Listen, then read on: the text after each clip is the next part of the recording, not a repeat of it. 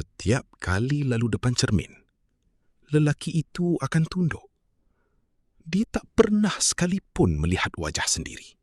Orang kampung mula bercakap. Ada yang kata dia cacat.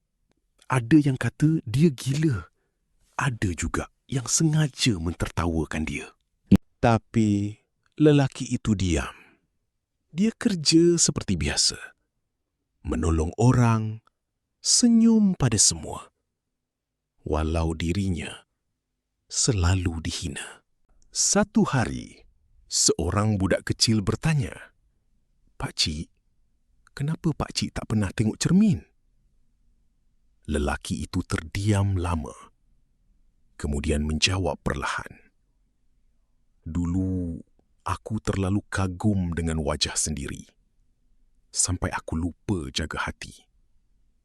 Bila hidup jatuhkan aku, baru aku tahu, muka yang cantik tak bermakna kalau perangai buruk. Sebab itu, aku tak pandang cermin lagi. Aku sedang belajar melihat diri dari dalam." Ramai sibuk mencantikkan wajah, tapi lupa membersihkan hati. Hakikatnya, nilai manusia bukan pada rupa, tetapi pada apa yang ada dalam jiwa.